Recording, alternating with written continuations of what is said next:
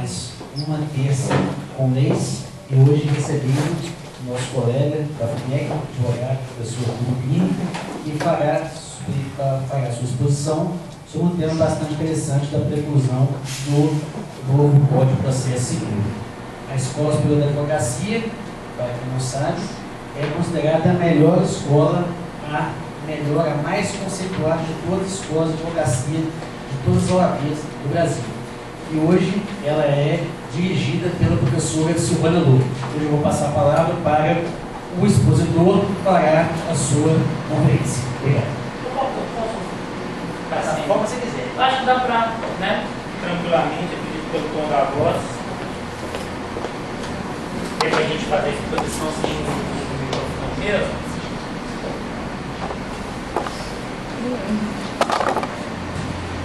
Vou preferir também, já que a ideia é justamente de uma exposição aos modos de uma escola. Inicialmente, eu gostaria de agradecer, tá, a presença de vocês, o convite feito pela professora Silvana, minha coordenadora da FUNEC, né, e diretora-geral da Escola Superior de Advocacia. Gostaria de agradecer ao Paulo, que foi quem viabilizou o convite, né, o e-mail dele chegou ao meu nome, ele me pediu que abordasse um assunto que fosse do interesse da advocacia e pudesse trazer de alguma forma um debate mais atual.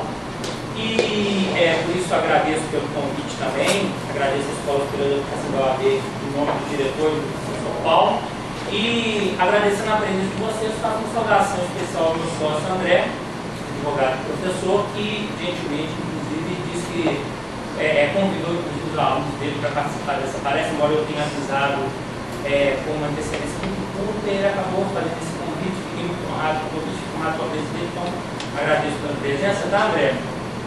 Pessoal, o tema, eu não vou dar um enfoque normalmente no palestrante, uma aula sobre a preclusão, algo sobre o agravo de instrumento que envolve isso também. A minha abordagem, o título está dizendo, né, a preclusão do novo Código de Processo Civil. Na verdade, o tema é muito mais abrangente do que isso, envolve muito mais do que simplesmente contemplar ali a preclusão dentro do Código de Processo Civil. Estende-se um pouco em relação a isso. O que eu quero dizer? Eu começo fazendo as minhas considerações lembrando a vocês de que a preclusão, né, o fenômeno processual, algo que se observa necessariamente dentro do processo, é o fenômeno processual dentro da técnica processual, né, pelo qual se extingue, ou por consumação, ou por perda de prazo, extingue-se a faculdade, extingue-se a oportunidade de realização de um ato processual. Né? Então, por meio da preclusão, a gente tem esse fenômeno operado dentro do processo. Extingue-se a oportunidade de realizar um ato, ou porque você já realizou um ato, ou porque você realizou algum ato que desencadeia nessas possibilidades, ou porque você deixou o transcurso do prazo, o transcurso do tempo, operar essa extinção da faculdade. Então, a preclusão é uma técnica processual. A preclusão ela é associada à ideia de ônus. A parte que deixa passar o tempo adequado e não interpõe a medida recursal cabível, ou que realiza o ato processual, tem operado contra si, né? Por conta, eu quero dizer, ônus processual, não um dever jurídico, tem operado contra si esse fenômeno, né? Não há mais como realizar o ato. O nosso sistema atual, e aí quando eu digo sistema, eu vou me referir basicamente ao Código de Processo Civil, mas eu quero compará-lo a outras modalidades. O Código de Processo Civil atual contempla o quê? Bom, já que eu estou falando de preclusão, eu estou falando daquilo que vai acontecendo ao longo do procedimento. Eu estou falando ao longo daquilo que vai acontecendo, né, numa escala, como se fosse uma escala temporal, né? Aquilo que vai acontecendo, etapa após etapa, ato após ato, não é verdade? Momento após momento dentro do processo.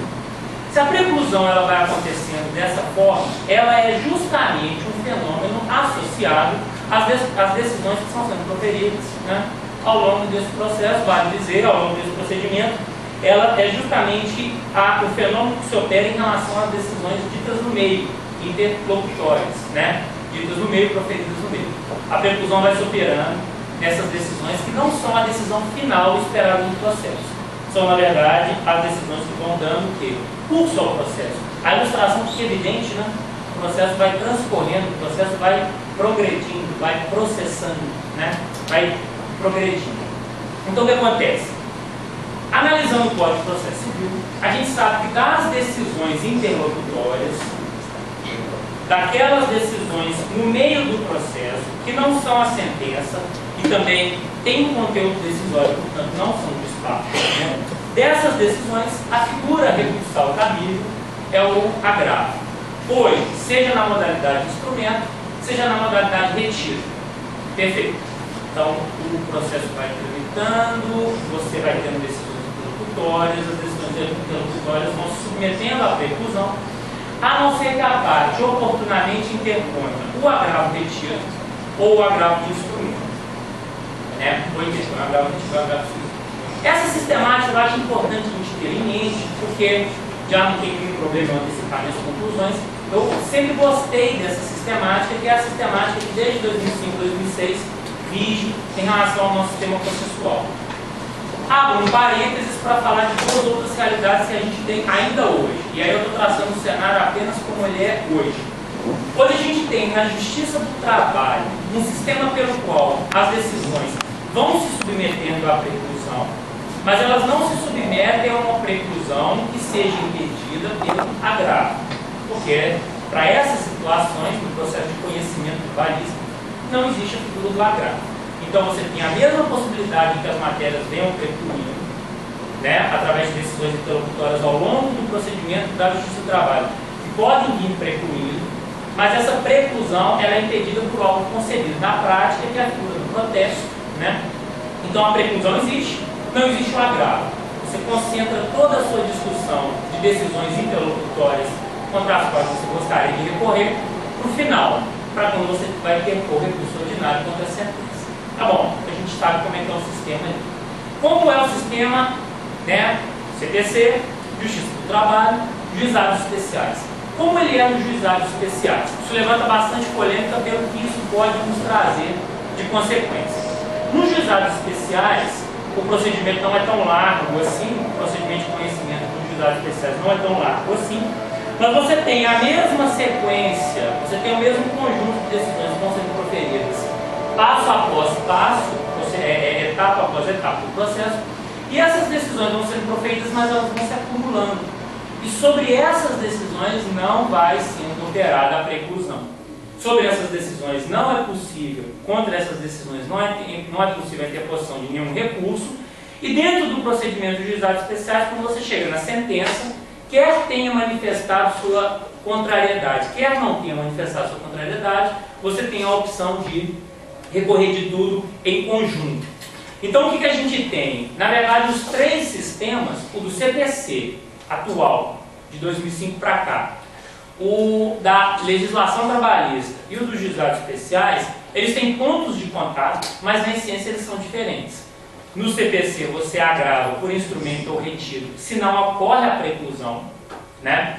Na Justiça do Trabalho você tem que manifestar sua resignação, mas não por meio da figura do agravo, a preclusão vai superando. No juizado você não precisa se preocupar, né? No juizado as questões não vão precluindo. Quando vem a sentença, volta-se a oportunidade de se levar ali como preliminar do recurso nominado todas as matérias contra as quais você gostaria de ter interposto um recurso, uma resignação com relação à decisão que foi proferida. Ótimo.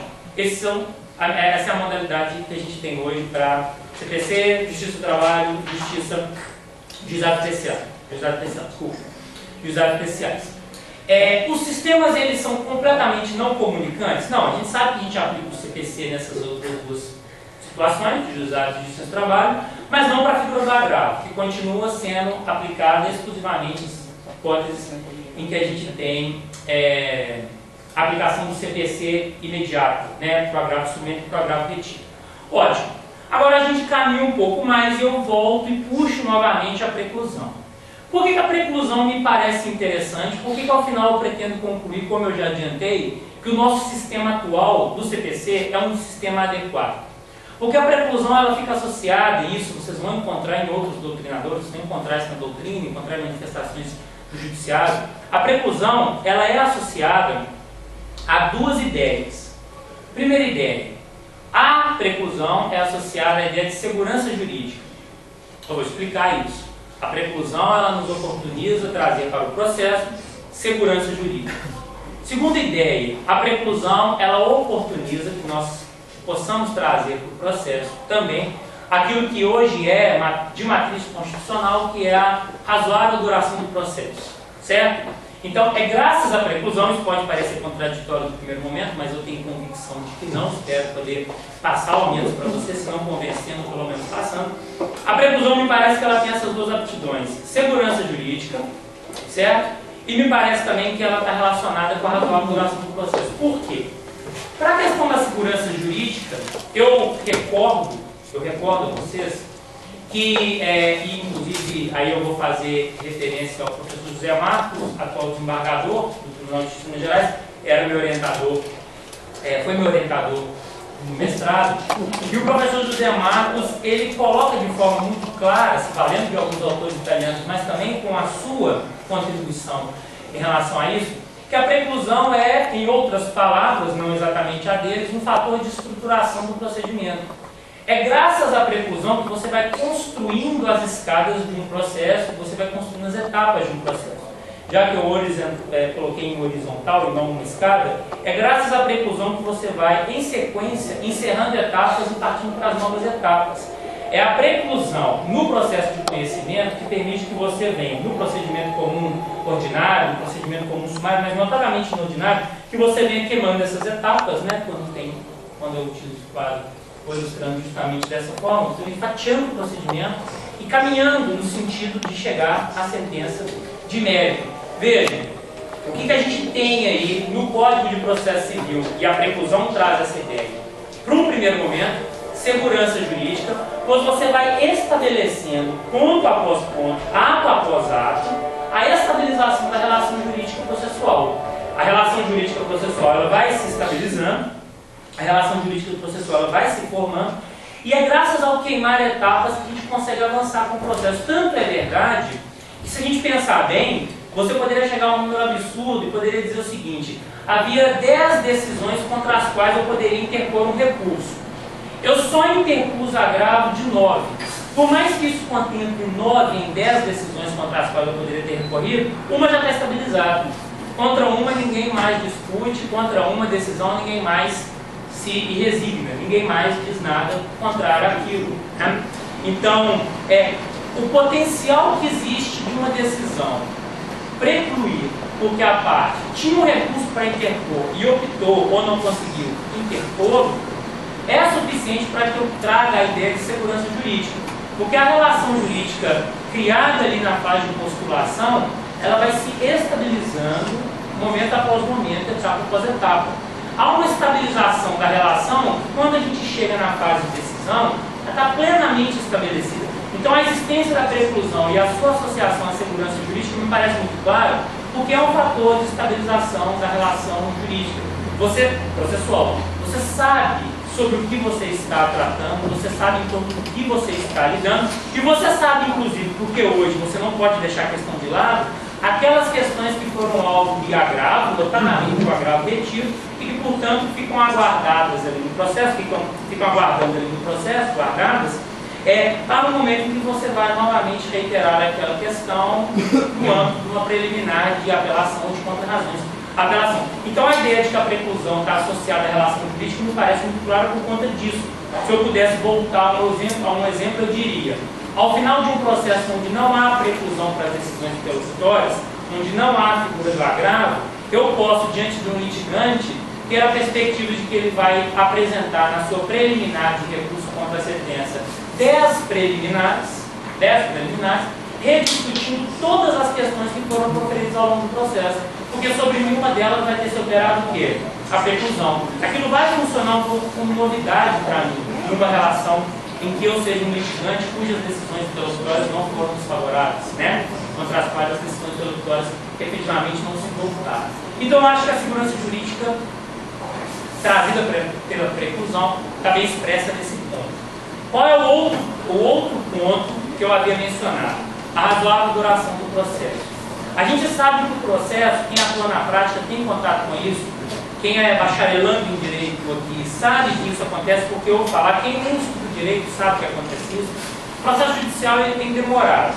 O processo judicial tem demorado então o processo não tem tramitado atendendo a uma ideia de de razoável duração, né? Então, o processo não tem tramitado com razoável duração, a gente poderia dizer dessa forma, acredito. Só que ele não tem durado um tempo razoável, como está previsto no Código de Processo Civil, como está previsto na própria Constituição, no artigo 5º, não tem durado de modo razoável, não pelos chamados tempos devidos, mas pelos chamados tempos indevidos, né? O processo fica concluso 2 meses para proferimento de uma decisão. Está errado, não era para ter ficado. O advogado retém indevidamente o processo por um determinado tempo que ultrapassa o tempo dele. Está errado, não era para ter acontecido isso. Então o que você tem? Você tem as chamadas, né, os chamados lapsos temporais indevidos. Isso é verdade. Então, se existem os lapsos temporais indevidos, todos nós sabemos que existem os lapsos temporais devidos. É claro que se eu requeiro uma liminar e a outra parte tem que se manifestar sobre ela porque foi assim a decisão, ou de modo mais simples, é claro que se eu apresento a inicial e aí a outra parte tem que contestar em 15 dias, não adianta ficar olhando no relógio e achando que 15 dias é muito. Isso é um espaço de tempo devido. Não é por outro motivo que essa palavra devido está sendo utilizada. A gente no estudo do devido processo legal, esse devido do processo legal é o mesmo devido esse prazo de 15 dias é devido. O perito é um médico que precisa fazer uma perícia de alta complexidade no paciente. Ele vai precisar de mais do que 30 dias para fazer aquilo. Razoável, porque ele vai precisar da complexidade. Não significa os autos ficarem 20 dias na mesa dele e aí um dia ele se ligar de que ele tem que fazer aquela perícia, não. Significa ele precisar de 30 dias para, né, conversar com o assistente de uma parte, com o assistente de outra, fazer uma pessoa que vai se periciar, tirar suas conclusões, consultar literatura técnica, tirar novas conclusões, elaborar o laudo, juntar no processo. Isso é dilação de prazo devida. A preclusão, ao lado da segurança jurídica, da estabilização da relação jurídica que eu acabei de explicar, ela também traz a razoável duração do processo. Por quê? Porque é ela que oportuniza que os prazos venham sendo cumpridos, as decisões venham sendo proferidas e, se nada se interpõe contra aquela decisão, o processo faz o quê? Ele procede, ele vai para frente, ele progride passo após passo.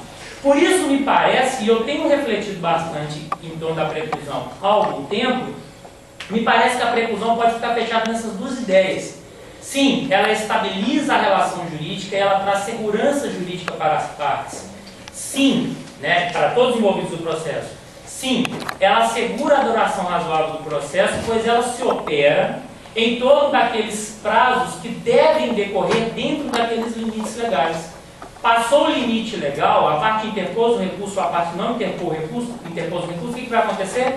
Preclusão da matéria, a matéria está preclusa. Ótimo, então vamos continuar, vamos para frente. Esse é o sistema atual, com uma observação única que é do conhecimento de vocês. Quando você tem aquelas hipóteses em que a decisão pode resultar em lesão grave e difícil reparação, quando referente a dois aspectos da apelação, recebimento da apelação ou não, efeitos com os quais a apelação é recebida ou não, você usa o agravo do instrumento. O incômodo que você deve levar para o tribunal é o incômodo para já. O tribunal precisa de uma decisão agora. Para todas as outras situações, o agravo cabível, o agravo retido. Quando houve essa modificação e um dia, se vocês tiverem curiosidade, vale a pena consultar a decisão do STJ, a primeira. A ministra Nancy Andrighi foi a relatora. O número de cabeça eu não tenho. A ministra Nancy ela foi se manifestar junto com os outros de sua turma a respeito da questão que havia acabado de surgir nos tribunais de se era cabível mandado de segurança contra as decisões do relator em agravo de instrumento que, sendo monocráticas, antes comportavam agravo interno e depois passaram a não mais contemplar. O que aconteceu? As pessoas não sabiam o que se podia fazer contra algumas das decisões do relator em agravo de instrumento. O que muitas pessoas fizeram imediatamente? Petraram o mandado de segurança contra aquela decisão do relator. Quando o STJ aceitou essa hipótese de mandado de segurança contra a decisão monocrática do relator, que é irrecorrível, porque o sistema não mais previa a recorribilidade dessa decisão por agravo interno, quando se incomodou o STJ, no bom sentido, para que ele se pronunciasse sobre o cabimento ou não do mandado de segurança, a ministra Nancy elaborou um voto, que foi o voto ao final seguido por todos os seus colegas de turma, todos os ministros colegas de sua turma, pelo qual ela entendeu cabível o mandado de segurança, mas antes de fazer isso ela contou um breve histórico do agravo no nosso sistema. E aí ela mostrou como é que antes você escolhia a modalidade retida do instrumento conforme a sua conveniência, como é que depois em 94 tem uma modificação, como é que tem outra modificação em 2001, como é que a gente chega finalmente no sistema de 2005, que me parece muito adequado, é a terceira vez que eu estou falando isso, que me parece a modalidade adequada, é essa que eu pintei agora, mas nesse julgado do STJ, o primeiro, que permitiu a impetração do mandado de segurança contra a decisão do monocrata do relator, a gente tem ali um bom histórico do agravo, mostrando como é que o agravo vai e volta. Você fecha o campo do agravo e começa a trazer prejuízo para as partes. Você abre o campo do agravo, os advogados, aí é a visão de quem muda. Os advogados começam a interpor muito agravo. Aí você fecha de novo, aí você abre de novo, aí você fecha de novo, aí você abre de novo. É um movimento constante de ida e volta. Bom, pelo menos há 8 anos a gente está do jeito que está hoje, que me parece, como eu já disse, bastante adequado. Nos juizados especiais nós não temos essa possibilidade, na Justiça do Trabalho nós não temos essa possibilidade, pois não é aplicável aí, por mais que o agravo retido possa ser imaginado como aparentemente aplicável, não com esse nome, na Justiça do Trabalho, nós não temos essa possibilidade para o agravo de instrumento, que é o recurso pelo qual se incomoda o tribunal imediatamente, né? Então, fechando esse primeiro ponto, me parece que a preclusão é extremamente adequada para a modelação que a gente entregou para o agravo, pois a gente empresta para as nossas decisões interlocutórias uma ampla recorribilidade, dependendo da modalidade, o quê? A natureza do julgado, ou melhor, o conteúdo do julgado, né? Se a decisão interlocutória é daquelas que comportam agravo instrumento, se ela é daquelas que comportam o agravo retido, modalidade agravo retido. Ponto. Está tudo parado, está tudo desse jeito, é assim que se opera, ninguém tem dúvida, tem muito agravo instrumento mesmo, tem muito agravo retido mesmo. No juizado as questões são suscitadas de novo recurso nominado, na Justiça do Trabalho aquilo contra o que se protestou é levado para dentro do recurso ordinário, né? E aí vem essa proposta do novo Código de Processo Civil. A proposta do novo Código de Processo Civil, ela foi elaborada por uma comissão de juristas, isso eu tenho certeza que é do conhecimento de vocês, formou-se não com os 10 primeiros deputados ou senadores, ou os 15 primeiros deputados ou senadores que se encontrou, obviamente ela precisa passar por uma comissão de juristas, um corpo de juristas, um corpo de técnicos do direito que tem condições de estruturar um procedimento com base científica, obviamente, né? Não dá para alguém leigo em direito tratar sobre os embargos infringentes, se eles vão continuar ou não, porque ele não sabe o que são os embargos infringentes, é só a aptidão procedimental, né? Então formou-se a comissão de juristas, o ministro Luiz Fux foi o principal responsável, hoje ministro do STF, né? Até recentemente ministro do STJ, apresentou-se uma comissão, houve um número grande de debates, eu cheguei a participar do primeiro colóquio que foi realizado aqui na UFMG, no grupo de trabalho da Comissão sobre o Processo de Conhecimento. Eu fui o relator daquela comissão, daquele grupo de trabalho, daquela comissão que se estabeleceu ali para o processo de conhecimento, mas o problema é que foi muito rápido. Então, embora tenha sido debatido muito, foi muito rápido e de repente a coisa foi para o Congresso Nacional. No final de 2010, o projeto foi aprovado no Senado, veio para a Câmara dos Deputados, já em fevereiro começou a designação de relatoria, já em 2011 também criou-se uma comissão especial para sua apreciação, aí entra em processo legislativo, não é o nosso foco aqui. Hoje o Código de Processo Civil está para ter o seu relatório final apresentado, né? Teria sido no dia 8 desse mês, passou um tempo, houve uma reunião inclusive do deputado responsável, Paulo Teixeira, do PT de São Paulo, é o relator do projeto, ele apresentou para alguns juristas já. É o projeto que aparentemente seria levado à apreciação da Câmara, para verificar então se ele vai passar como tal ou se ele vai precisar voltar para o Senado, porque teria ocorrido revisões. Eu estava até comentando com a doutora Cristiana, colega no escritório, o número de emendas que hoje o Código de Processo Civil tem, ou o projeto de lei, quase 1000 emendas, né? Então, dá para imaginar que deve ter, se somar algumas, o código atual proposto ali, que a pessoa vira e fala, mexeu em tal coisa, eu gostaria que fosse igual o código atual. Mexeu em tal coisa, eu gostaria que fosse como tal. Se você somar todas as emendas, talvez a gente chega ao Código de Processo Civil como ele é hoje, o Código de Processo Civil de 73. Por quê? Porque dentre as propostas de emenda que tem, há uma proposta de emenda para conservar o agravo de instrumento e o agravo retido exatamente como eles são hoje. E aí eu entro na questão principal que é debatida. Por que precisou de uma proposta, uma emenda, ao projeto de lei para tentar se estabelecer que o agravo fique igual ele é hoje? Porque dentro do projeto, pelo menos na redação original, dentro do projeto de lei que tramita para a implementação do novo Código de Processo Civil, a preclusão teria acabado, não completamente, mas acabado, e as hipóteses que contemplariam a possibilidade de agravo seriam limitadas. Ao invés da gente ter um sistema como o atual, do Código de Processo Civil de 73, que contempla que de toda decisão interlocutória você pode agravar, e às vezes a gente encontra na prática, inclusive, situações peculiares. O nome é despacho, parece despacho, mas como tem problema, a doutrina já é uniforme nesse sentido há muito tempo. Talvez a gente encontre resistência prática, de aplicação prática, mas a doutrina é uniforme nesse sentido. Olha, se chama despacho, mas tem conteúdo decisório, é agravável. Porque o Código de 73, tentando resolver um problema do Código de 1939, permitiu que toda decisão interlocutória, que, portanto, numa exclusão não é sentença, que é apelável, e não é despacho, que é irrecorrível, é, portanto, agravável. Você só tem que hoje escolher se é o agravo retido ou o agravo de instrumento, o que não está de acordo com a sua vontade. Está de acordo com ser a hipótese exceção, agravo de instrumento, ou ser uma das hipóteses regra, que é o agravo retido. O nosso novo Código de Processo Civil, a redação original, aquilo que se imaginou na Comissão de Juristas, e a mim basta que tenha sido imaginado pela Comissão de Juristas para já gerar uma certa polêmica, o novo Código de Processo Civil ele passaria com a seguinte ideia: não há preclusões. As matérias que se submetem à preclusão, elas pontualmente serão indicadas pelo Código. Então você não recorre de toda e qualquer decisão interlocutória, como hoje. Você recorre das decisões interlocutórias que, 2 pontos. Aí tem o rol do artigo, pelo menos na redação original, artigo 969, né? Hipótese 1, hipótese 2, hipótese 3. Aí o código elenca ao todo ali em torno de 10 hipóteses, dentro das quais haveria a possibilidade de interposição do agravo de instrumento.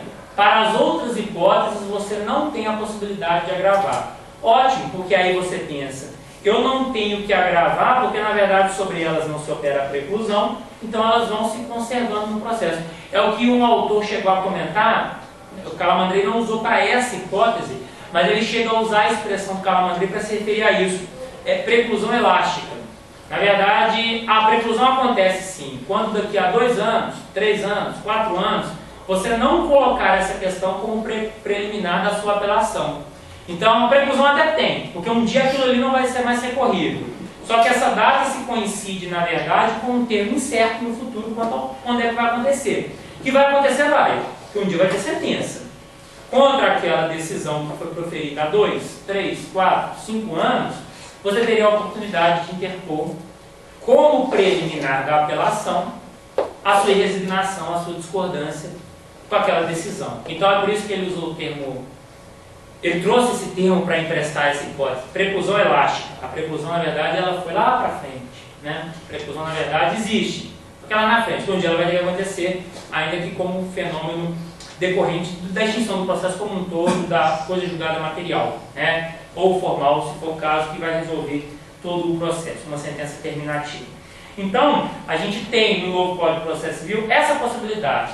Boa parte das decisões, e aí a gente tem que pensar que elas são inúmeras, porque se o Código vai nos dar quais são agraváveis por instrumento, ele matou o agravo retido, a ideia é essa, não há mais a necessidade de agravo retido, vale apenas o agravo de instrumento, e o agravo de instrumento não sendo aplicado faz com que a decisão fique imune à preclusão.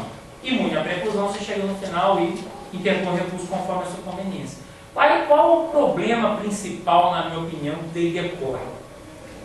Volto ao ponto pelo qual a preclusão é necessária. Você cria um procedimento inseguro. Você cria um procedimento que vai tramitando, e no final é como se eu fosse pensar em termos bastante práticos, tá, gente? Eu sou advogado do caso, eu não tenho nenhuma matéria probatória para alegar na minha apelação, mas eu tenho uma preclusão, uma matéria decidida em interlocutória, que eu posso colocar como preliminar, e aí eu começo a gerar uma motivação, eu entendo, que é inclusive uma insegurança para o próprio processo. Você começa a ter a oportunidade que o advogado, e aí eu vou analisar o que o advogado pode fazer de ruim e o que o juiz pode fazer de ruim. O advogado pode, eventualmente, é especulativo, mas ele pode, começar a falar o seguinte: tem quantas decisões aí sobre as quais não se operou a preclusão? 15. Quantas foram contrárias a mim? 13. Então eu tenho 13 preliminares no meu recurso de apelação. Aí é só você rechaçar todas. Sim, mas olha o problema, né? Você apreciar essa. E muitas vezes, muitas delas nem se justificariam mais. De fato, o indeferimento da pergunta foi pertinente, você não tinha condição de recorrer daquele indeferimento, mas em compensação, uma outra testemunha falou aquilo que você precisava, ótimo, mas ninguém vai lembrar disso. Está ali a possibilidade de você alegar aquela preliminar. Alguma coisa na sua apelação já tem, ainda que seja para levar a preliminar, aí você força no mérito. E aí eu levo também, e essa experiência ela é sentida hoje, em algumas situações ela pode ser sentida, a gente leva isso também para o outro lado. Pensem pelo lado puramente humano, né? Somos todos aplicadores de direito, somos todos juristas, né? Bacharelandos ou bacharéis, mas pensem pelo lado prático, né? O magistrado pega um recurso para apreciar e tem duas preliminares ali alegando questões que não teriam precluído, mas que foram agora suscitadas, portanto, novamente no âmbito do recurso de apelação, no âmbito do recurso nominado, como é no caso do juizado. Qual que é a perspectiva que se abre para ele? Bom, se eu der provimento nesse recurso para voltar lá atrás, eu na verdade vou pegar aquela linha do processo, e aqui no final, passados 3 anos daquela decisão, eu vou entender que aquela decisão foi indevida e vou mandar reformá-la. Tem alguma possibilidade de eu só reformar aquela decisão e voltar para o ponto onde eu estou? Não. Entendo que na verdade tudo deve se retornar para cá, e aí você vai fazendo o quê? Ponto a ponto, vai tendo que realizar todos os atos processuais que levaram aí. Pode ser até que tenham se levado 3 anos sem realizar um grande número de atos. Mas querendo ou não, são 3 anos. Você vira para os 2 litigantes, ou mais litigantes, né, pelo menos 2, e fala assim: nos últimos 3 anos é como se nada tivesse sido realizado. Uma vez eu vi uma decisão do Tribunal Regional do Trabalho de Minas que permitiu, veja, e eu não concordo com a decisão, permitiu que fosse enviado um ofício, fosse enviada uma determinação ao juiz de primeiro grau, que ele ouvisse uma testemunha, e aí o testemunho voltasse para então ser julgado no recurso ordinário, semelhante à apelação, né, no âmbito da justiça comum, e fosse então apreciado com aquele testemunho. Tem um problema: o juiz que sentenciou, agora que ele vai ouvir a testemunha, ele tinha que sentenciar de novo, ainda que para dizer que tudo continuava do mesmo jeito. Dá para entender o que eu estou falando? Esse pulo lá para trás, resolve a decisão introdutória e volta, ia ser perfeito se a gente não estivesse diante de quê? De processo. É uma sequência de atos, né? Que na sua essência é um procedimento, portanto é uma sequência de atos concatenados com ordem lógica entre eles. Então a sentença ela tem que apreciar a questão probatória. Ela não precisa de rechaçar tudo que as testemunhas disseram, mas ela deve levar em consideração o testemunho de alguém. E convenhamos, né, gente? Uma testemunha foi ouvida no processo e a sentença persiste do jeito que estava, não tem condição. Na verdade, esse é um julgado exceção para aquilo que vai ter que ser a regra, que é o quê? Destroem-se todos os atos até aquele para decisão e aí sobe construindo tudo de novo.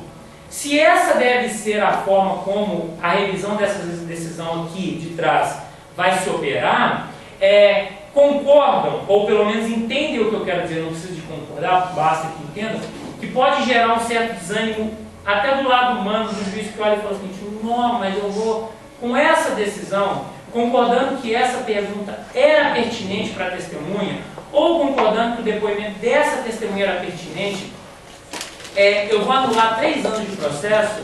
Então geraria, nesse sentido, um atuar muito mais pragmático, no sentido de dizer o seguinte: já está feito, né? Eu não vou mexer nisso tudo que está feito até agora, essa pergunta era impertinente, e aí eu já decido que ela é impertinente, depois eu só preciso encontrar um fundamento para dizer que ela é impertinente, né? Fazer o seguinte: não vou mexer nisso tudo. Bom, Bruno, o que teria mudado com a existência do agravo? Com a existência do agravo e a possibilidade da preclusão, ou existe o agravo, e aquilo já está bem pontuado desde o início, né?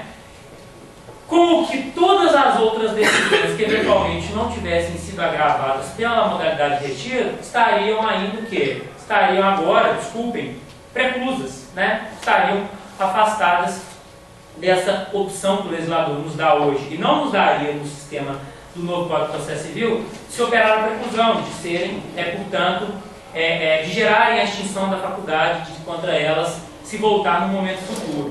Esse sistema que o Código de Processo Civil novo criaria, essa modalidade em que não há preclusão, você só agrava em algumas situações e as decisões vão se acumulando ao longo do processo, me parece que elas nos prejudicam naqueles dois pontos que eu destaquei no início como sendo os mais relevantes para a caracterização do que do que são as duas ideias principais da preclusão, né? A preclusão ela é sinônimo de segurança jurídica e de razoável duração do processo.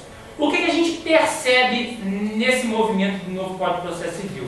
Uma crença constante, e isso não é uma novidade em relação à nossa legislação, o CPC de 73 sofreu com essa possibilidade, com essa atuação do nosso legislador.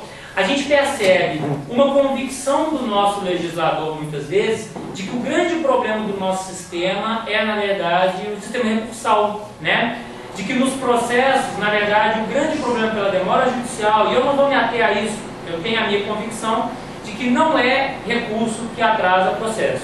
Ah, mas tem um agravo que está 2 anos para julgar. Pois é, está 2 anos para julgar, ser julgado, na verdade, né? Porque o agravo em si não vai fazer nada, ele não tem condição de realizar ato jurídico nenhum. Ele vai ser objeto de um ato jurídico, na verdade, ele será julgado. E aí, realmente, algumas pessoas abusam da interposição de agravo? Abusam. Realmente há uma demora na apreciação dos agravos? Há uma demora.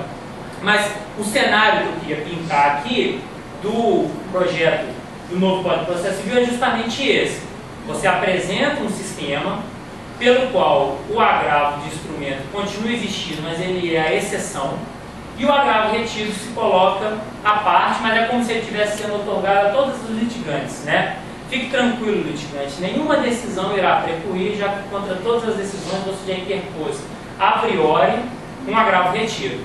Isso é o que muitos autores têm observado, uma tentativa de levar a lógica dos juizados especiais para dentro do procedimento comum. E aí tem um aspecto interessante na tramitação do novo Código de Processo Civil já no âmbito da Câmara. Ele começou no Senado e aí agora ele está na Câmara. Na Câmara dos Deputados, havia um projeto de lei de junho de 2009, vejam, não tão antes do início da discussão do Código de Processo Civil. Havia um projeto de lei do início de 2009 que pretendia o seguinte: todos devem se lembrar de onde no Código estão os recursos, o Código atual, o Código de 73. Os recursos eles estão ali no 496, e seguinte, no CPC, e lá está elencado assim, são recursos cabíveis, né? São os recursos cíveis cabíveis. Aí vem apelação, agravo instrumento, aí tem os 3 agravos, né? Instrumento, retido e interno regimental. Aí nós temos, né, os embargos, o recurso especial, o extraordinário, aquelas que pode ser. No parágrafo único do 496 do atual Código, segundo esse projeto, no parágrafo único do 496, viria a seguinte redação, ou pelo menos a ideia, a redação não é exatamente essa. Vou fazer assim porque o fórum está aqui do lado, né?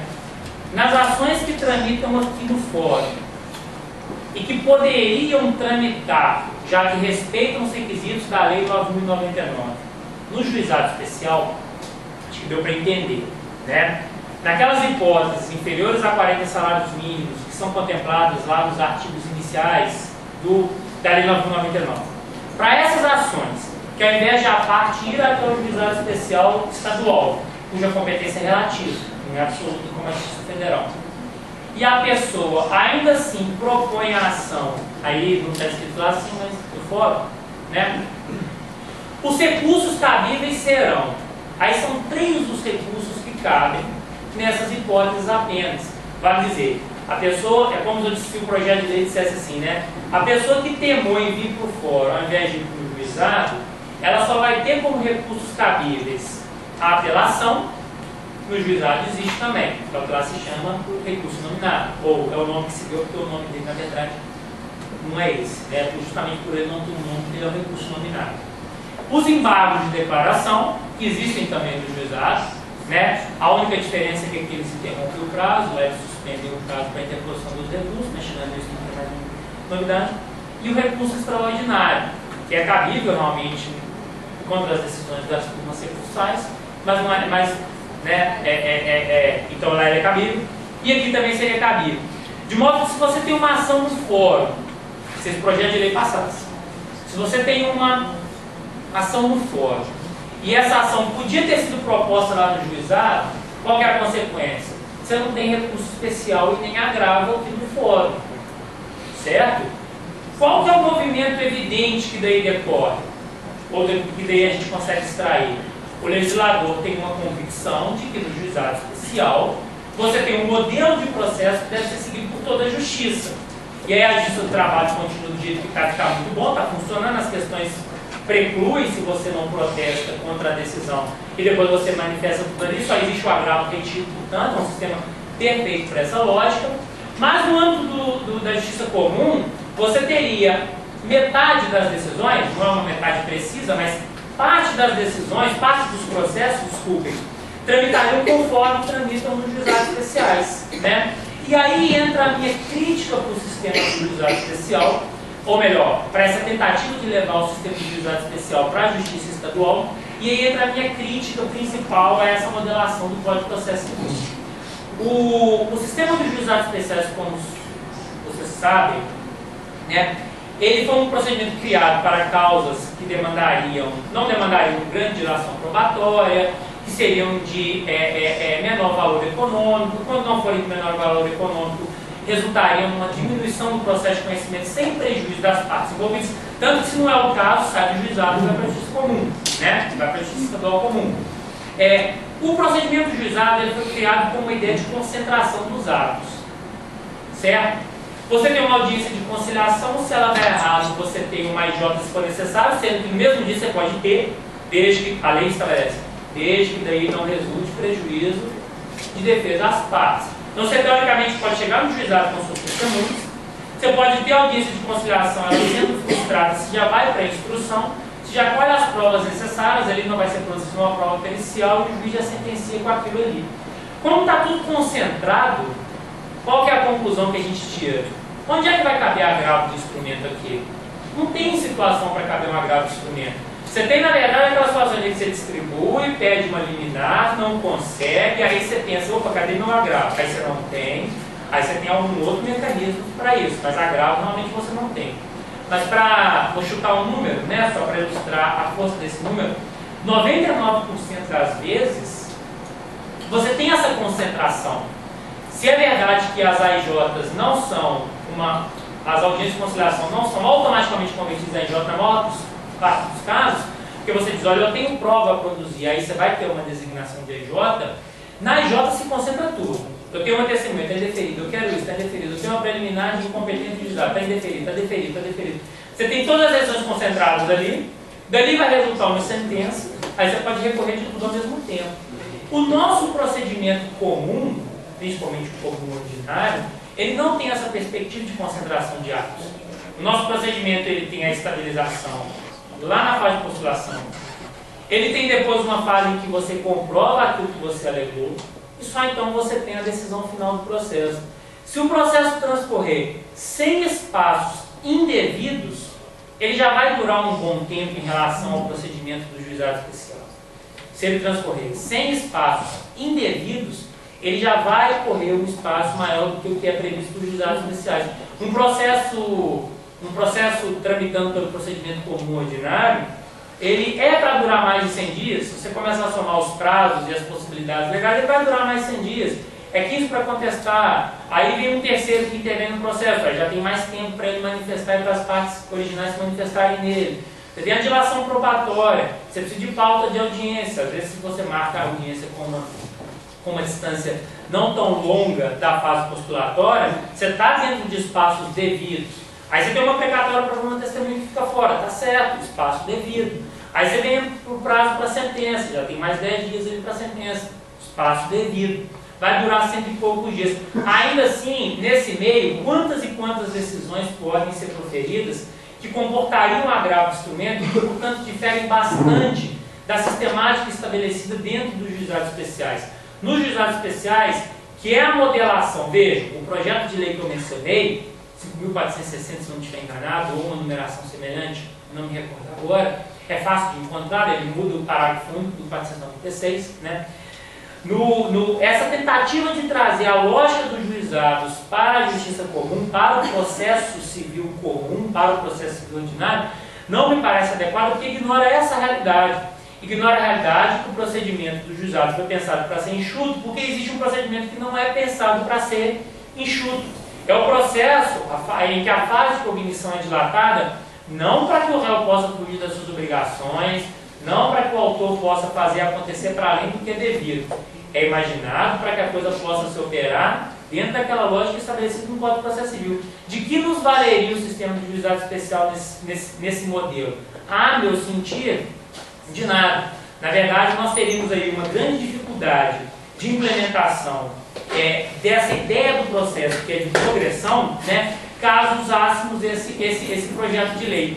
E aí eu fiz essa observação para lembrá-los que, dentre aquelas propostas que vão orbitando a proposta do novo Código de Processo Civil, essa é uma delas. Porque, como tudo tem a ver uma coisa com a outra, esse projeto de lei hoje está pensado no projeto de lei que tramita na Câmara do novo Código de Processo Civil. Porque eles dizem o seguinte, olha, é como se eu dissesse assim, vamos fazer o seguinte, vamos acabar com um agravo de instrumento, vamos acabar com o agravo emitido totalmente, vamos acabar com a generalização do agravo de instrumento. Agora o agravo de instrumento ele é excepcional para situações A, B, C, D e E, e não em números abertos, vamos chamar assim.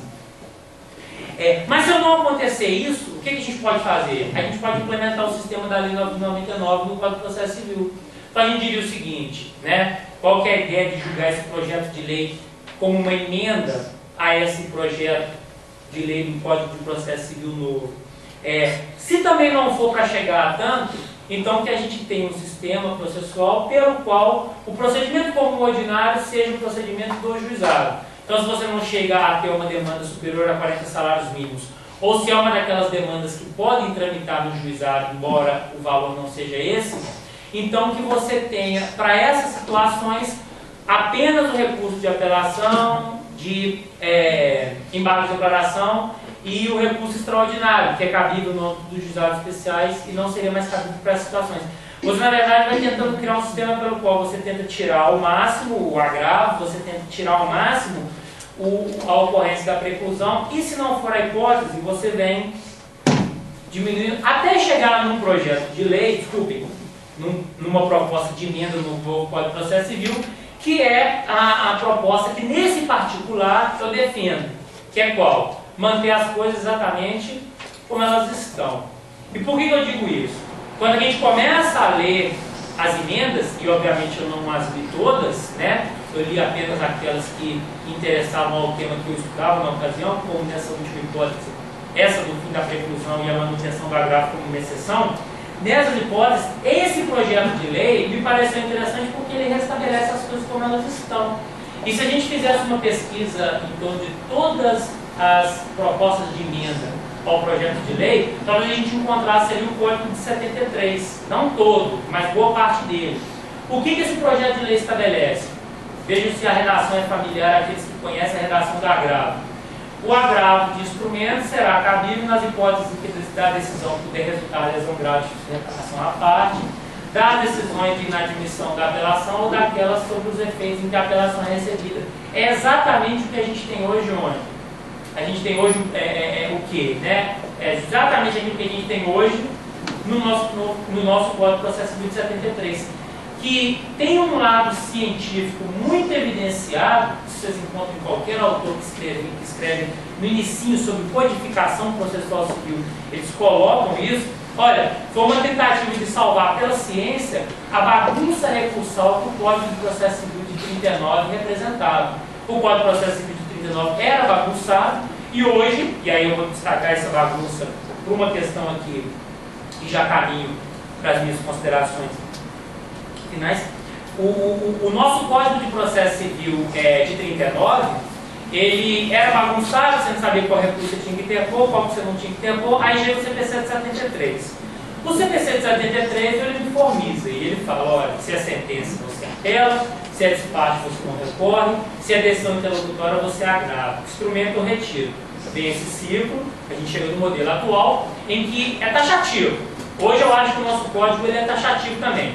É agravo de instrumento nas modalidades 1, 2, 3, depende do caso, não depende, porque está escrito lá que a decisão pode resultar em lesão grave de separação, isso vai depender do caso, porque todo advogado do agravante vai enxergar na hipótese dele lesão grave de separação, do agravado não, e quem vai decidir é o tribunal, né? Isso não tem dúvida. Mas cria hoje uma taxatividade, só que deixa para as outras situações, e aí é o principal ponto. A minha crítica não é que no novo Código de Processo Civil haveria o fim da figura do agravo de instrumento, porque o agravo de instrumento continua lá para as situações extraordinárias em que ele deve caber. O meu problema é o fim do agravo, portanto, de quê? O agravo retido. Não o agravo de quê? O agravo qual? O retido. Porque é o agravo retido que viabiliza, pela sua não interposição, que as questões precluam. Graças à existência do agravo retido, e aí é como se o legislador tivesse pensado assim, Bruno, caso ele se voltasse para mim, Bruno, a gente acabou com o agravo retido porque na verdade ele existe em todas as decisões, porque elas não precluem. E eu dissesse, é melhor que ele exista para que a parte possa optar não interpor, e com isso eu consigo criar uma estabilização da relação jurídica passo a passo. Aí é o primeiro ponto de destaque da preclusão que eu mencionei. É a preclusão que garante a estabilidade da relação jurídica processual. É ela que garante o processo e não o seu oposto, que é o retrocesso, né? Então, a presença, na verdade, em xeque nesse Código de Processo Civil, a presença, na verdade, em xeque nesse Código de Processo Civil novo que tramita, é do agravo retido. Porque ele, o manejo atual, é o seu manejo atual que impede a preclusão como regra, né? É ele que vai se valer, é ele que se apresenta como a medida cabível para impedir a preclusão.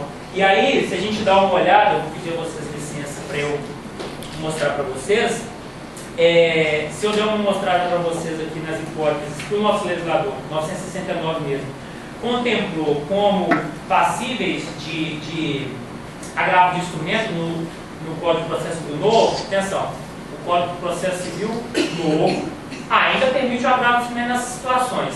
Olhem a primeira, tutela de urgência ou da evidência, né? Não é o nosso ponto, mas basicamente a gente está lidando aqui com aquelas hipóteses das tutelas de emergência em que você tem, aquelas tutelas de urgência, em que você tem, claro que a expressão se aplica a cautelar, mas como você tivesse a aparência do direito e o perigo da demora, né? E aí vale para o atual 273 aquela ideia de prova inequívoca, verossimilhança da alegação, a ideia de que o tempo contra você e uma aparência de direito já deveriam proporcionar uma decisão agora favorável. Imagine essa situação, a pessoa fez aquele requerimento e ela tem dúvida quanto a ser cabível ou não naquela decisão o agravo de instrumento, porque ela não sabe se a decisão que foi proferida foi a decisão correta. Ou por outra, lá pelas tantas o código menciona, é possível o agravo de instrumento quando a decisão versar mérito. Ótimo. O problema é que muitas vezes a gente tem discussão se aquela decisão comporta mérito ou não, ou se ela aprecia mérito ou não. Imagine uma decisão saneador, espaço saneador.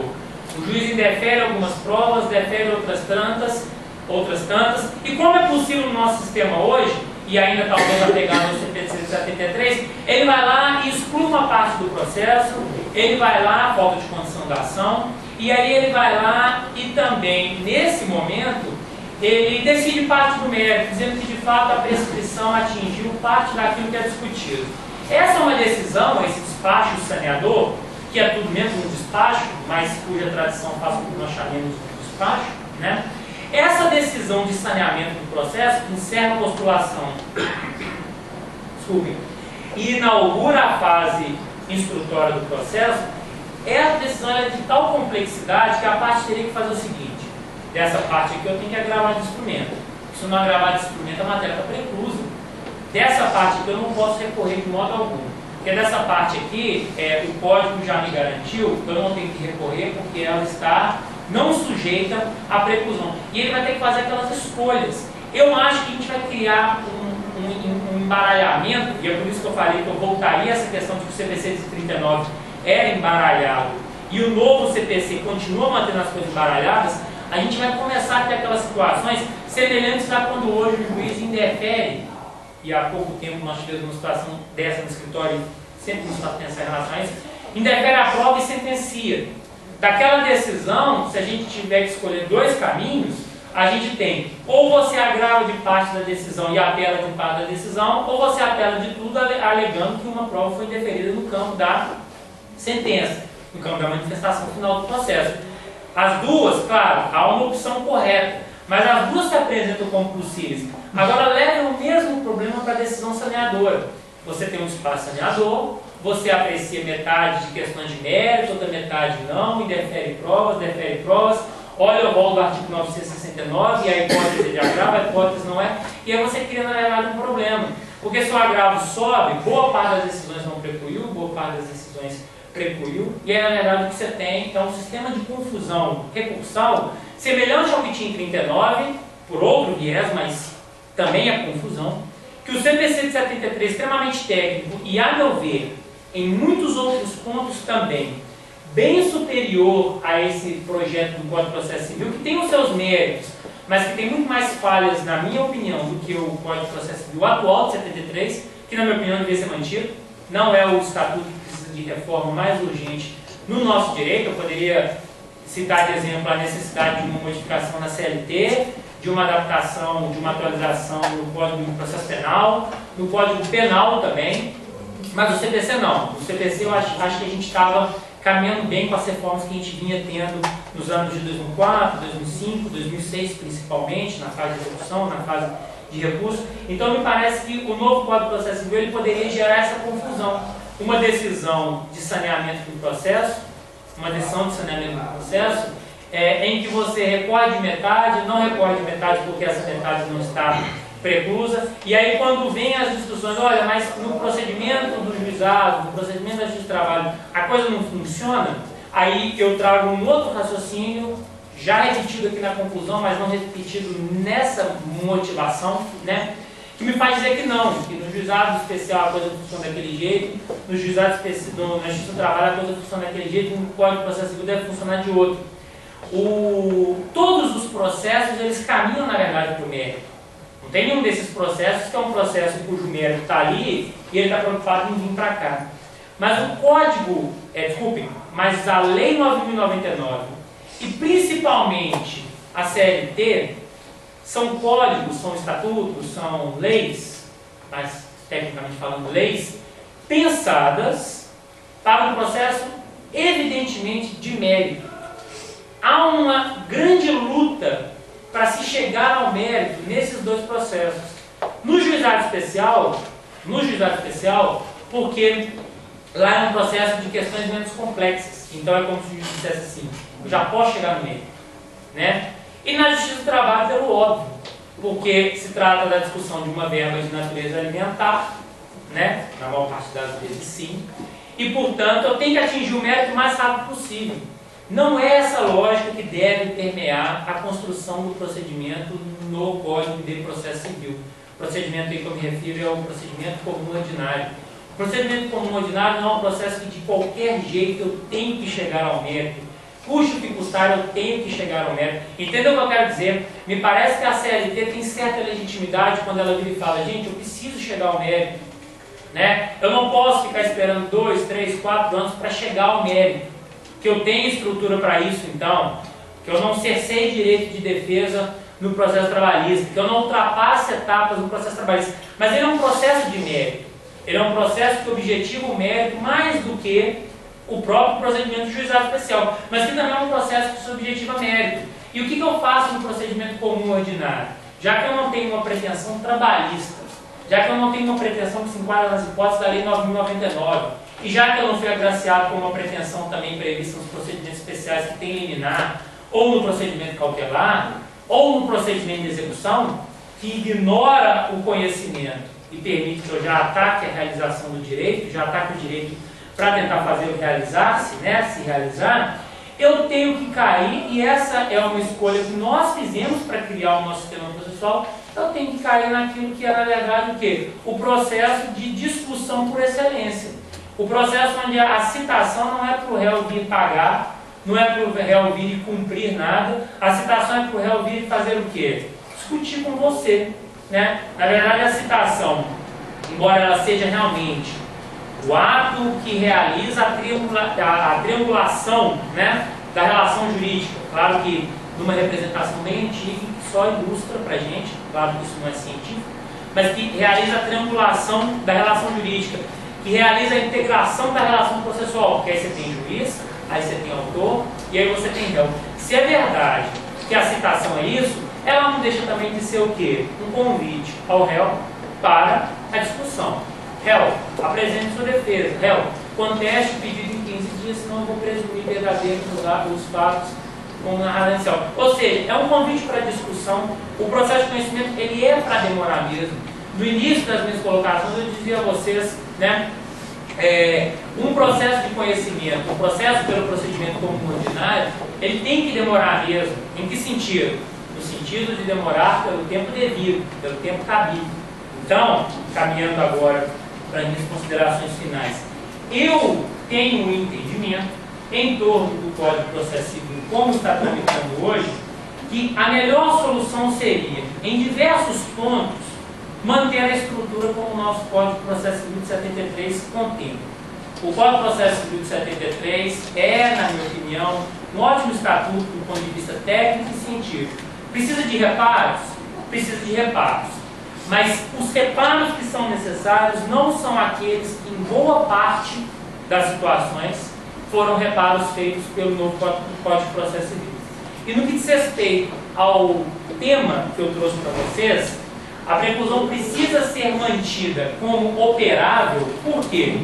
Não com essa ideia da preclusão elástica, que foi trazida dos autores italianos para a modernidade, como uma ligeira revisão para dizer, olha, não se preocupe, né? Quase que tratando como um incapaz, né? Não se preocupe, nada preclui, depois você discute tudo, eu rechaço tudo e aí está tudo decidido. Não, faz um tratamento, aí eu vou dizer ilustrativamente, de adulto, né? Olha, é um ônus seu, e a ideia de preclusão está intimamente ligada à ideia de um ônus, né? Se você realiza o ato, bom para você. Se você não realiza, é uma escolha sua, e talvez isso esteja dentro da sua estratégia. Mas eu acredito que o nosso Código de Processo Civil de 73 é extremamente adequado nesse particular, e para a figura do agravo, ele deveria ser mantido como está. O agravo dos instrumentos. E a gente demorou muito para chegar nisso, né? Já que eu mencionei o julgado do STJ, a coisa começa de um jeito, volta de outro, vai de um jeito, volta do outro. E a gente chegou num ponto muito adequado. Decisão que comporta possibilidade de lesão grave de separação e as outras duas referentes à apelação, agravo do instrumento. Não são as únicas duas que comportam agravo do instrumento, né? O agravo do instrumento também é cabível nas decisões quando você não tem perspectiva de agravo, perspectiva de decisão de mérito. Então, você está lá no meio de um processo de execução, você não vai no processo de execução agravando retido, né? Porque aquele agravo retido nunca vai ser apreciado. Ali é expresso o código. Na execução, a modalidade cabível é o agravo do instrumento. Quanto a isso, não tem nenhuma dúvida. Mas as três situações regra ali no Código do Processo de Conhecimento, no seu final, no artigo 522 seguintes, é justamente essa. Você tem o agravo do instrumento como uma exceção, pode tais, o novo Código disso está contemplando também. Mas você acaba com a figura do agravo retido, que é, na verdade, o agravo, na minha opinião, que deve ser mantido para que nós possamos, com isso, atingir aqueles dois objetivos que vêm junto com a técnica da preclusão. Com ele você atinge a estabilidade das relações, segurança jurídica, e com ele você consegue estabelecer também a razoável duração do processo. Por quê? Porque eu entendo que é assim que você vai construir um preenchimento de espaços devidos, né? O professor Rezemiro, ele fez um comentário quando palestrei sobre um assunto, uma abordagem diferente, mas sobre um assunto semelhante uma semana jurídica da PUC. A abordagem era diferente, mas eu lembro que ele fazia a palestra logo em seguida, e até já comentei isso, acho que com o Paulo, com o André também, né, os professores que eu mencionei no meu início aqui, mas ele fez um comentário interessante. Ele disse que a preclusão é um instrumento tipicamente processual, né? Isso, é claro. Mas ele tem um aspecto extremamente curioso também. E ao final da minha palestra, antes de começar dele, ele fez essa observação e eu me ficou de verdade, ele tinha feito essa consideração. A preclusão é um fenômeno tão extraordinário que ela preenche os espaços processuais com nada, né? Em resumo, é isso. Em resumo, se você não realiza o ato, ainda que não realizando, você preenche o espaço discursivo, porque a pessoa não quis interpor recurso, a pessoa não quis se opor pela decisão. Você vai etapa após etapa. Então você consegue realizar o ato, preclusão consumativa. Você consegue realizar um outro ato que indica que você não vai realizar aquele, preclusão lógica, mas você consegue também ficar quieto e operar a preclusão. E é isso que permite a continuidade do processo. Bom, já que ninguém interpôs nada, já que ninguém disse nada, essa questão preclusa. Sobre essa questão se opera a preclusão, cujos efeitos são, todo mundo sabe disso, semelhantes aos efeitos da coisa julgada formal. Não da coisa julgada material, mas da coisa julgada formal. Imutabilidade, indestrutibilidade dentro desse processo, né? Então me parece extremamente adequado o nosso código atual nesse sentido. Eu não tocaria nos agravos e me parece que o novo Código de Processo Civil erra nisso. Só não gostaria que vocês se esquecessem de que há esse projeto de lei que tramita junto ao Código de Processo Civil, ao projeto do Código de Processo Civil, e que mudaria a redação do atual parágrafo 469, 496, é importante que vocês se recordem disso, mas é importante também se recordarem de que existe um projeto de lei para a gente não ser injusto, caso amanhã ele seja apresentado assim, né? E essa é a minha última consideração. É bom que a gente também tenha em mente que a apresentação de um projeto, de uma emenda ao projeto do Código de Processo Civil novo, pela qual o sistema seria exatamente como ele é hoje. E aí fica uma observação contemplativa do todo relevante. Muitos dos problemas do Código de Processo Civil, como está tramitando na Câmara, muitos dos problemas, e que afetavam diretamente e particularmente a advocacia, foram rediscutidos e aparentemente o projeto que vai sair da tramitação da Câmara é diferente do projeto que entrou. Não pelo número de emendas, 1.000 emendas, quase 1.000 emendas, próximo de 1.000 emendas. Não pelo número, porque elas podem ser simplesmente ignoradas e o projeto tramita, né, com votação rápida e do jeito que está no original. Não. Na verdade, o interessante é que, em relação a isso, muitos dos problemas que a advocacia enfrentaria foram sendo resolvidos por uma atuação junto aos legisladores responsáveis pelas emendas, pelas apresentações de propostas, pela discussão na comissão especial do Código de Processo Civil que se criou ali na Câmara, né? Os advogados foram, as representações dos advogados foram, a OAB foi e apresentou proposta, não por outro motivo, há pouco tempo reuniram-se o presidente da OAB e o relator do Código de Processo Civil na Câmara, justamente para discutir esses pontos, né? Olha, algumas das reivindicações, vocês encontram fáceis essas informações, até no site da OAB, mas em outros sites jurídicos também. Olha, essa questão não pode ser assim, essa questão não pode ser, são sugestões. O que devia ter acontecido antes? Na verdade, se uma lei dessa vai entrar em vigor e vai ser apresentada no Congresso, é bom que ela passe por uma discussão prévia. Foi o que aconteceu, né? O colóquio do qual eu participei foi uma tentativa de fazer isso, mas a coisa foi muito atropelada. Pelo motivo que tenha sido, a coisa foi um pouco atropelada. Não são só esses os pontos problemáticos, mas em relação ao que eu gostaria de discutir para vocês, é esse o ponto. Minha opinião final, portanto, que a coisa continue conforme é hoje no CPC de 73, e aí que a gente então tenha fôlego. Se a gente conseguir vencer essa batalha, de manter as coisas como hoje estão disciplinadas em relação ao agravo do instrumento e retido no CPC de 73, então a gente parta para as outras batalhas, né? Porque todo o Código de Processo Civil que se pretende implementar não me parece adequado se contrastado com o todo do CPC de 73, esse sim, com um bom estatuto, imperfeito como toda obra humana, mas certamente com bastante coisa boa, com muitos méritos que a gente deveria conservar. Bom, é direto, né? Eu vou muito ao ponto que eu tenho para expor, essa é a minha exposição, e agora, acredito que segurando, reunindo, seguindo aquilo que é estabelecido aqui na terça com leis, eu abro a oportunidade, caso alguém queira fazer algum debate, alguma consideração, aberta a qualquer situação, né? Qual é o seu nome? Eduardo Cristino, sou do nono período Deus, da família. Boa noite a todos. Bruno, excelente palestra. Eu não sei se está muito fora do conselho, chegou até a comentar, mas como você disse que a preclusão é um fenômeno e preclusão no Código de Processo Civil, nas ações cautelares, medidas cautelares, tem como, tem uma limitação? Desculpa, seu nome é Eduardo, né? Isso. Ô Eduardo, você disse em relação ao quê? Em relação Ação cautelar. Não, sim, mas em relação à preclusão em algum ponto específico da Você pode, né, a qualquer hora do processo, né? Ah, não, entendi. Aí na verdade é o seguinte, você está me perguntando, eu acredito que a coisa passa para esse ponto. O que se apresenta nas cautelares, as cautelares elas têm menos estabilidade, ou pretensa estabilidade, do que as minhas decisões interlocutórias aqui. Então você está falando do próprio entrar com uma ação cautelar, não é isso? Apresentar uma ação cautelar, ela vai exigir da gente, na verdade, a seguinte análise: se a situação a ser acautelada ainda existe.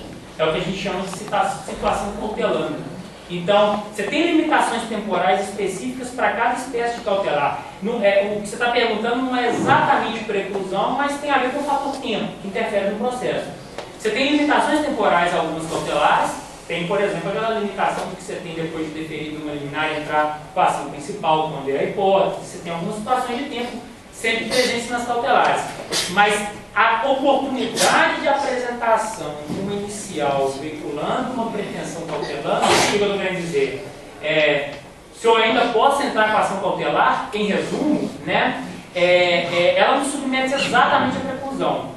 Ela submete, na verdade, a possibilidade de exercer um direito de ação em torno de uma situação cautelante. Então, ao invés de virar e falar o seguinte: eu devo ao Eduardo R$10.000 e ele tem direito de me processar, não é um título executivo. Tem direito de me processar, processo de conhecimento, se é processo de conhecimento é procedimento comum ordinário, e aí ele tem o direito de ação de exercer essa pretensão como processo de conhecimento. Eu vou levar isso para a minha relação de cautelar. Eu vou pensar que você tem uma situação que deve ser protegida cautelar. Então eu acho que na verdade o norte nosso seria para isso. Eu tenho ainda a possibilidade de propor uma ação de conhecimento, isso vai para o processo de conhecimento. Eu tenho ainda uma situação que exige que nos prazos legais me autorizam a tomada de uma medida cautelar, sim. A diferença é que você vai qualificar como cautelar tudo aquilo que você tem como conhecimento no outro caso. Eu tenho uma pretensão de direito material não atendida pelo Bruno, que é no processo de conhecimento. Por outro, no processo cautelar, eu tenho uma situação cautelanda, eu quero um processo cautelar, vou exercer direito de ação para exigir o cumprimento dessa medida, ou que seja determinada uma medida contra o Bruno, né? Então me parece que a cautelar, ela se sujeita à preclusão dentro dos prazos ali estabelecidos para quando o prazo já existe. Se para entrar com uma ação, o nosso raciocínio migra para um tempo anterior. Antecipação, ação cautelar, distribuição da ação, direito de ação, me parece que é nesse ponto. Certo? Ok. Mais alguma questão, gente? Ficou clara a exposição aí da minha opção, pelo menos, né? Se tiverem curiosidade, peguem depois o projeto de lei, está lá com a redação original do Senado, é muito fácil de encontrar, 1000 e poucos artigos, muito bem divididos. Isso é uma coisa que eu esqueci de falar, o Código de Processo Civil ele é muito bem dividido, né? O que não significa nada. Você pode pegar o Código de Processo Civil e mudar novo, que estaria melhor. É muito bem dividido. E aí é de fácil leitura. Quando você assusta, você já leu muitos artigos. Principalmente porque no início ele vai te introduzindo como um curso de direito processual também. Você tem lá os princípios, né? Então ele repete um pouquinho da Constituição, ele diz um pouco do óbvio, que é constitucional. Então, e os recursos estão no final não por outro motivo. Você recorre, na verdade, é no processo cautelar, é no processo de execução. Então você pode seguir essa ordem, né? Então ele mudou um pouquinho a ordem dele é interessante, dá o que pensar também. Até isso dá o que pensar nele. Mas tendo curiosidade depois, dê uma olhadinha, acho que vale a pena a gente tomar contato com ele. Ainda que a redação original não vai ser essa, né? A redação definitiva não vai ser essa, a redação original é muito interessante. Ok, Paulo? Pode. Agradeço ao Dr. Bruno pela exposição e, em nome da professora Silvana Lobo, eu entrego o certificado ao expositor. Agradeço a todos os estudantes, as faculdades. E também já os convido para a peça com leis da semana que vem será um tema super atual, interessante, que é sobre a PEC das domésticas. Essa emenda constitucional que alterou o regime do empregado doméstico será uma exposição pela doutora Andréa Vasconcelos. Mais uma vez, obrigado a todos. Eu declaro encerrado os trabalhos. Boa noite.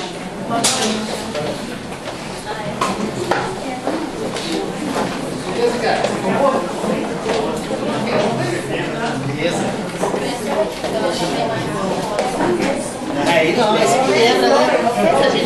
Esse me quebra. Mas que isso? Por que vocês estão...